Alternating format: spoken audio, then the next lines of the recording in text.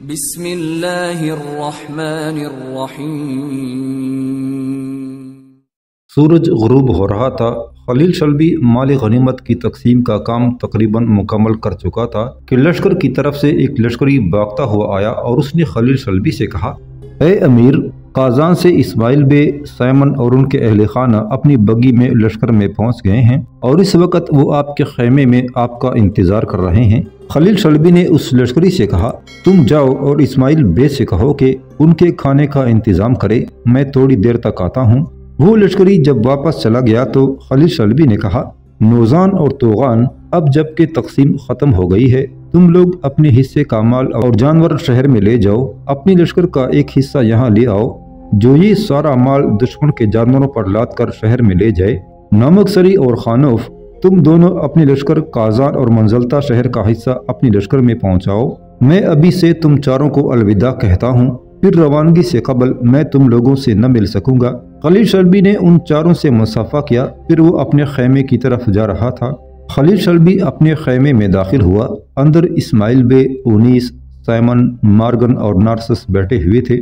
اسماعیل بے، سیمن اور مارگن سے مصافحہ کر کے خلیل شلبی ان کے ساتھ بیٹھ گیا۔ حسین اونیس خلیل شلبی کو دیکھے جا رہی تھی کہ خلیل شلبی کی آواز پر وہ چونک پڑی۔ خلیل شلبی نے اس کے باپ سیمن کو مخاطب کرتے ہوئے کہا، اگر میں آج رات کے پہلے حصے میں ہی یہاں سے ماسکو کی طرف کوچ کروں تو کیا آپ لوگ میرا ساتھ دے سکیں گے؟ سیمن نے خوش طبعی سے کہا، ہم تو ابھی اسی وقت آپ کے ساتھ کوچ کرنے کو تیار ہیں۔ خلیل شلبی کے چہرے پر سکون اور ہونٹوں پر مسکراہٹ بکھر گئی تھی۔ خلیل شلبی نے اس بار اسماعیل بے کو مخاطب کرتے ہوئے کہا، اسماعیل، کیا تم نے سب کو کھانا کھلا دیا؟ اسماعیل بے نے کہا، کھانا تو میں نے منگوا رکھا ہے، لیکن میری بہن اونیس کی یہ خواہش تھی کہ آپ آئیں گے تو کھانا شروع ہوگا۔ خلیل شلبی نے کہا، اگر ایسی بات ہے تو پھر لگاؤ کھانا اور سب مل کر کھائیں۔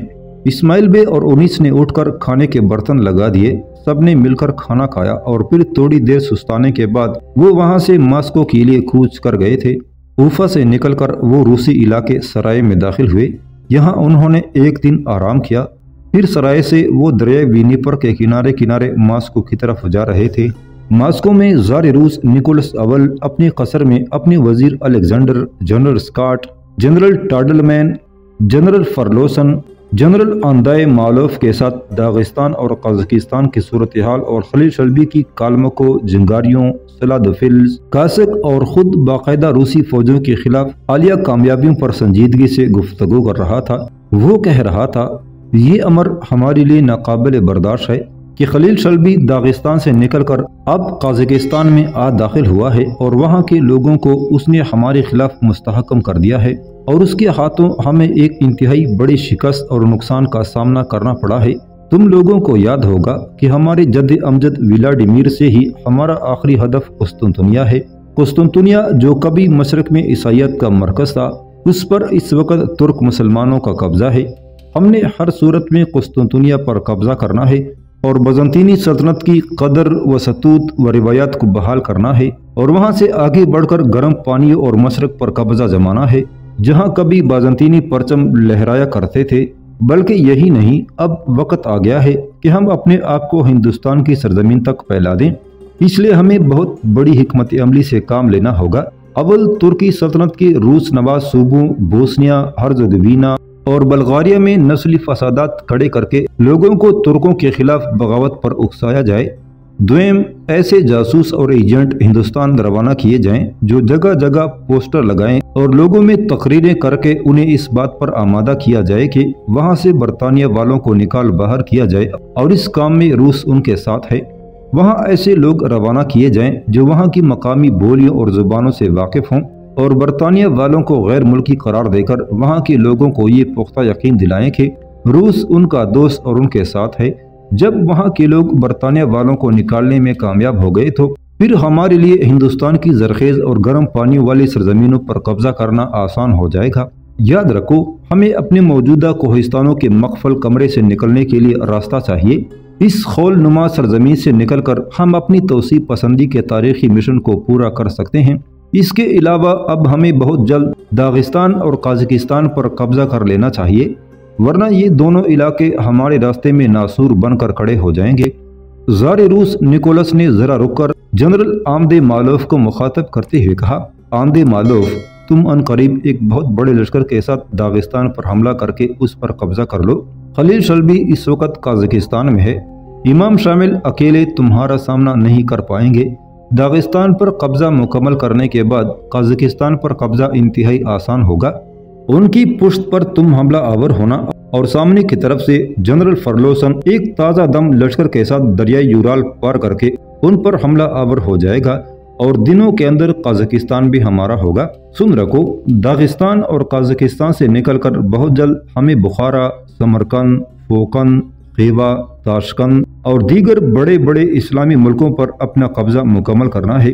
कुस्तुनतुनिया के गिर्द एक मजबूत हिसार कायम करके उसे अपने सामने सरनगू होने पर मजबूर कर दिया जाए। हम कुरे अर्ज पर फैली हुई ज़मीनें, मुल्क और समंदर चाहते हैं। मुतमवल ज़मीनें और गर्म पानी वाले मुल्क, ये हमारा मकसद है।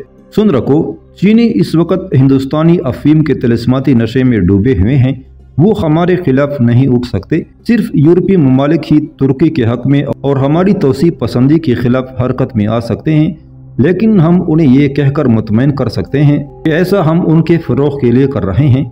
याद रखो, क्या हमारे जद्द अमजद व्लादिमीर के बिशप हिलारियान ने अपने वाज में कहा था कि रूसी खाकान अपने गिरदोपेश के तमाम मुल्कों को महकूम बनाने का खुदाई हक रखते हैं, चाहे पुरअमन तरीकों से काम लेकर, चाहे तलवार की नोक से। बहरहाल ये काम हमें करना है और इस काम की तकमील करने वाला आखिर मैं ही क्यों न हूँ, इसलिए कि निकोलस कहते कहते खामोश हो गया क्योंकि उसका हाजिब अंदर आया था और उसने सर झुकाते हुए कहा, मालिक, कुस्तुनतुनिया से एक पादरी आया है। अपना नाम वो सैमन बताता है। मैंने उससे कुछ मालूमात हासिल की हैं। उसके साथ उसकी बीवी, एक बेटी, एक उनका मुहाफ़िज़, एक उनकी बग्गी के घोड़ों का साइस और एक गाने वाला है। वो आपसे मिलना चाहते हैं। निकोलास ने दिलचस्पी का इजहार करते हुए कहा, उन सबको अंदर लाओ। हाजिब बाहर निकल गया। थोड़ी देर बाद उस कमरे में खलील शल्बी, इस्माइल बे, सैमन, ओनीस, मार्गन और नार्सस दाखिल हुए। उन सब के गले में सलीबें लटक रही थी। निकोलास ने उनकी तरफ देखते हुए पूछा, तुम में सैमन नाम का पादरी कौन है कि तुम सबके लिबास तकरीबन एक जैसे हैं? सैमन ने अपने सर को खम करते हुए कहा, मेरा नाम सैमन है। निकोलास ने पूछा, तुम कुस्तुनतुनिया से किस गरज से मुझसे मिलने आए हो? सैमन ने कहा, मैं एक अहम तरीन मिशन लेकर आया हूँ और वो मैं अलैदगी में आपसे कहना पसंद करूँगा। निकोलास ने कहा, कमरे में इस वक्त मेरे और इन चारों के अलावा और कोई नहीं और ये चारों मेरे जर्नेल हैं और इन पर मैं सल्तनत के तमाम उमूर का भरोसा करता हूँ। इनके सामने कहो, क्या कहना है तुम्हें? सैमन ने कहा, मैं रूस की मुक़द्दस नसरानी सल्तनत के लिए मुसलमानों के खिलाफ जासूसी का काम करना चाहता हूँ। मैं दागिस्तान और काज़ाकिस्तान की सरजमीन से खूब वाकिफ़ हूँ। मैं अपना मरकज़ काज़ाकिस्तान के शहर काज़ान में रखकर पूरे दागिस्तान और काज़ाकिस्तान की खबरें आपके लिए मुहैया करना चाहता हूँ। मेरी ख्वाहिश है कि काज़ान शहर के सामने दरियाई यूराल के उस पार आपका कोई इदारा, कोई ऐसी तहरीक हो जिस तक मैं सारी खबरें पहुंचाता रहूं। निकोलास ने गौर से सैमन की तरफ देखते हुए कहा, आखिर तुम ये काम क्यों करना चाहते हो, ये जानते हुए भी कि इस काम में खतरात ही खतरात हैं और तुम्हारा वहाँ रहना और तबलीग करना मुश्किल है? सैमन ने कहा, मेरे लिए कोई मुश्किल नहीं। दागिस्तान का हाकिम इमाम शामिल और काज़ाकिस्तान का हुक्मरान खलील शल्बी मेरे जानने वाले हैं, मुझ पर भरोसा और एतमाद रखते हैं। अगर आप पसंद करें तो मैं उन दोनों के सर कटवा कर भी आपकी खिदमत में पेश कर सकता हूँ। निकोलास अपनी नशिस्त पर उछल पड़ा और इंतहाई शौक और दिलचस्पी का इजहार करते हुए उसने पूछा, तुम उन दोनों का कत्ल किससे कराओगे? सैमन ने अपने करीब खड़े खलील शल्बी की तरफ इशारा करते हुए कहा, अपने इस मुहाफ़िज़ से। ये सलादी नसरानी है, इसका नाम वासीली है। ये जरतश के सूरज, मूसा के इरफान और हारूत व मारूत के सहर की तरह एक एजाज नफ्स नौजवान है। ये जब अपने दुश्मन पर नाजल होता है तो यूं लगता है किनारे लगाती हवाओं की यलगार, 7 समंदरों का बेसाहिल शोर और वक्त कारवां का खूनी बहाव किसी पर टूट पड़ा हो। अपनों के लिए ये कहनों का नियाज, रहबों की मुनाजात, बर्फ में निहाया पर्वत और शबनम फिशा फितरत है। निकोलास ने पुरशौक अंदाज में सैमन की तरफ देखते हुए कहा, तुम इसे अपना मुहाफ़िज़ जानकर इसकी तारीफ कर रहे हो या जो कुछ तुमने कहा है ये सच्चाई पर मबनी है? सैमन ने कहा, अगर आप शक करते हैं तो आजमा कर देखिए। आपके पास अपनी सल्तनत के उम्दा तरीन जर्नल बैठे हैं, जिससे चाहे मुकाबला करा के देखें। निकोलास ने कहा, तुम्हारा एक अदना मुहाफिज मेरे इन 4 सल्तनत के बेहतरीन जर्नलों में से किसी एक से मुकाबला करेगा, ये क्यों कर मुमकिन है? साइमन ने कहा, आप मेरे मुहाफिज को अदना कहकर इसकी तौहीन कर रहे हैं। अगर ऐसी ही बात है तो आप अपने 2-2 जर्नल बैक वक्त इसके सामने ले आएं। मैं आपको यकीन दिलाता हूं कि ये आपके सामने दोनों को पिछाड़ कर रख देगा। निकोलास का जर्नल आंदे मालूफ गुस्से में भड़क उठा और कहा, ऐ मोहतरम पादरी, ये कैसे मुमकिन है कि तुम्हारा ये मुहाफिज 2 जर्नलों का बैक वक्त मुकाबला करे? मैं अकेला इसे मुकाबले की दावत देता हूँ और अगर मैं इससे हार गया तो इसका गुलाम कहलाना पसंद करूंगा। निकोलास ने फैसला कुन अंदाज में कहा, आंदे मालूफ, अपना जंगी लिबास पहन कर आओ, तुम्हारा अभी इससे मुकाबला होगा।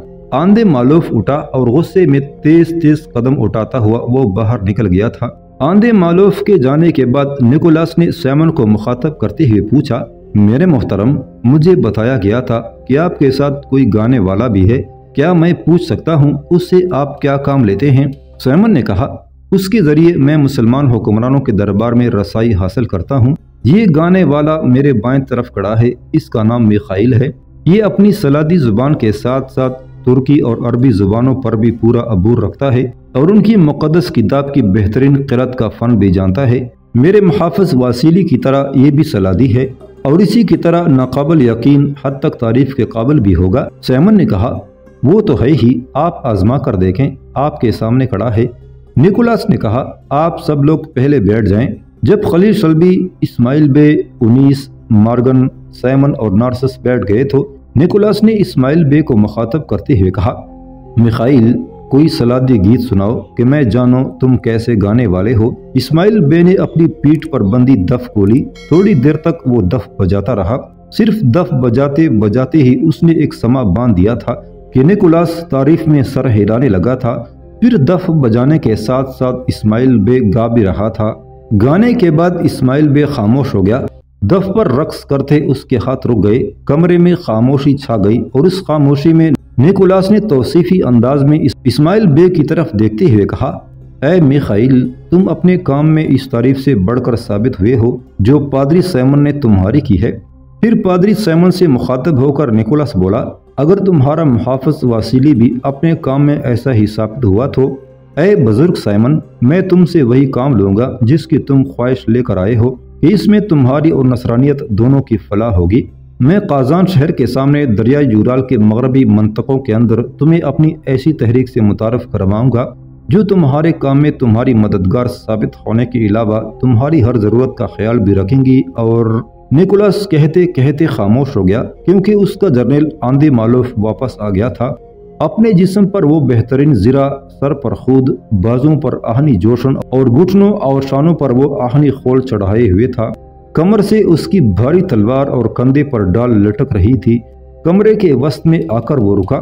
एक गलत सी निगाह उसने खलील शल्बी पर डाली। फिर निकोलस से उसने कहा, ऐ मालिक, क्या ये मुकाबला शुरू न होगा? मैं बहुत जल्द इसका अंजाम अपने हक में करने का अज़म रखता हूँ। खलील शल्बी ने बैठे ही बैठे अपनी उबा उतारी। उसकी ज़िरा चमक रही थी। फिर उसने अमामा उतार कर भी नशिश पर रख दिया और उसके सर पर अमामे के नीचे खूबसूरत और चमकता हुआ खूद था। फिर खलील शल्बी ने अपनी पीठ पर लटकती हुई डाल संभाली और तलवार खींचता हुआ वो उठकर आंदे मालूफ की तरफ बढ़ा था। उनीस ने उसकी अमामा और उबा दोनों चीजें उठाकर अपनी गोद में रख ली थी।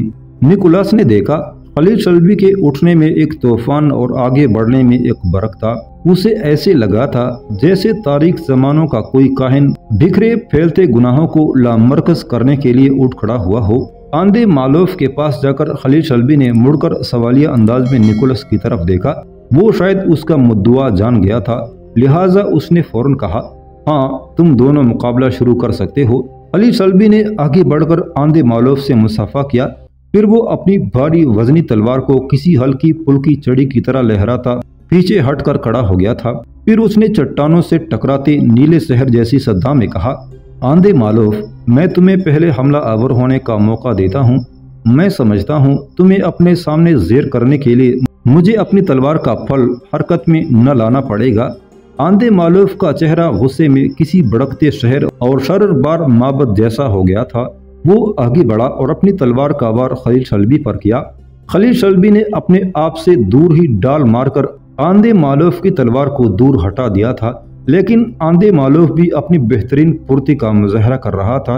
اپنی تلوار کے پیچھے خلیل شلبی کے سر کو ہدف بناتے ہوئے اس نے اسے اپنی ڈال پر دے مارنے کی انتہائی خوفناک کوشش کی تھی، لیکن خلیل شلبی نے آندے مالوف کی ڈال پر اپنی تلوار کا دستہ مار کر اسے روک دیا تھا۔ آندے مالوف اب اپنی تلوار اور ڈھال سے خلیل شلبی پر اندھادھند وار کرنے لگا تھا، جبکہ خلیل شلبی صرف اس کے حملوں کو روک رہا تھا۔ اس نے اب تک ایک بار آندے مالوف پر اپنی تلوار یا ڈال سے جارحانہ حملہ نہ کیا تھا۔ خلیل شلبی کی اس حالت پر حسین اونیس کسی تاریک شہر عمر گزشتہ کی پکار کی طرح اداس ہو گئی تھی۔ اپنا دفاع کرتے کرتے خلیل شلبی کی حالت بدلنے لگی تھی۔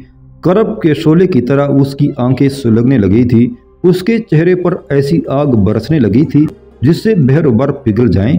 پھر اس نے اپنا دفاع کرنے کے ساتھ ساتھ اپنی ڈھال اور تلوار کے دستے سے اپنی جارحیت کا آغاز کر دیا تھا۔ وہ آندے مالوف کے خلاف اپنی تلوار کا پل استعمال نہ کر رہا تھا۔ اپنی ڈھال پر آندے مالوف کا ایک بار روکنے کے بعد خلیل شلبی نے اس قوت سے آندے مالوف کے خود پر اپنی تلوار کا دستہ مارا کہ آندے مالوف کا خود وہاں سے پچک گیا اور اس کے سر پر ضرب لگی۔ اس سمے آندے مالوف کو یوں لگا جیسے کوئی ظلم و استبداد کا دیوتا اپنی شرربار داستانوں کے ساتھ اس کے خلاف حرکت میں آیا ہو اور اس پر ضرب لگا کر اسے زندگی کی آگ کے سیلاب میں قضا کی زنجیروں کے اندر جکڑ کر رکھ دینے کا عزم رکھتا ہو۔ خلیل شلبی اب بپر گیا تھا۔ وہ اب بھی آندے مالوف کے خلاف تلوار کا پل استعمال نہ کر رہا تھا، صرف دستے اور ڈھال سے کام لے رہا تھا۔ ایک بار آندے مالوف کو پھر چکما دے کر خلیل شلبی نے اپنی بھاری تلوار کا وزنی دستہ اس کے شانے پر چڑھے آخنی خول پر دے مارا اور خول کے کنارے دوہرے ہو کر آندے مالوف کے جسم میں گھس گئے تھے۔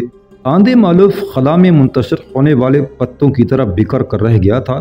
اسے یوں لگا گویا کسی نے اپنی دہکتی حکمت سے اس کے باہر اور اندر آگ ہی آگ لگا کر رکھ دی ہو۔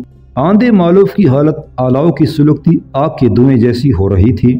اس کے دوست تکنے لگے تھے، شکم بریدہ اور بازوں کے پٹے چٹکنے لگے تھے، لیکن اس کے مقابلے میں خلیل شلبی ابھی تازہ دم تھا اور قیامت بدوش ہو کر شب کے سناٹے کی طرح حملہ آور ہو رہا تھا۔ آندے مالوف پر رفتگان خواب کی سی حالت طاری ہوتی جا رہی تھی۔ اچانک خلیل شلبی نے آندے مالوف کے اسی زخمی شانے پر اپنی تلوار کا دستہ دے مارا۔ آندے مالوف ڈماڈول ہونے لگا تھا۔ اسی موقع پر خلیل شلبی نے اپنی ڈال سے آندے مالوف کی کن پٹی پر ضرب لگا دی۔ آندے مالوف کمرے میں بچھی دبیس قالین پر گر گیا تھا۔ اس کے ہاتھ سے اس کی ڈال اور تلوار گر گئی تھی اور وہ کراہنے لگا تھا۔ خلیل شلبی آگے بڑھا۔ قالین پر گرے ہوئے آندے مالوف کی چھاتی پر اس نے اپنا پاؤں رکھا اور ایک وحشی انداز میں اس نے قدیم روسیوں کی طرح اپنی فتح کا نعرہ مارا۔ یورا اونیس مسکرا رہی تھی۔ سیمن، مارگن، اسماعیل بے اور نارسس کے چہروں پر گہری خوشی اور اطمینان تھا۔ نکولاس نے مسکراتے ہوئے خلیل شلبی سے کہا، اے اجنبی، تو جیت گیا۔ جو کچھ تو نے کہا اسے پورا کیا۔ یقیناً تو نے اپنی تلوار کا پل استعمال کیے بغیر آندے مالوف کو زیر کیا ہے۔ تیری اس کارگزاری پر میں تجھے روسی فوجی میں ایک اعلیٰ ترین عہدے کی پیشکش کرتا ہوں، اور اگر تو میرے ساتھ امام شامل اور خلیل شلبی کا سر لانے کا وعدہ کرے تو میں تجھے ایسی تحریر دیتا ہوں جس میں تیرے روسی افواج کے سالار اعظم مقرر کیے جانے کی ضمانت ہوگی۔ یہی نہیں، تو جو مانگے گا میں نکولاس اول تجھے وہی کچھ دینے کا وعدہ کرتا ہوں۔ اس دوران آندے مالوف اٹھ کر اپنی نشست پر بیٹھ گیا تھا۔ خلیل شلبی نے کہا، میں آپ سے کوئی معاوضہ، کوئی ضمانت طلب نہیں کرتا۔ میں اپنے آقا سیمن کی خدمت پر خوش ہوں، پر میں وعدہ کرتا ہوں جو کام آپ مجھے سونپیں گے میں اسے پورا کر کے آپ کی خدمت میں حاضر ہوں گا۔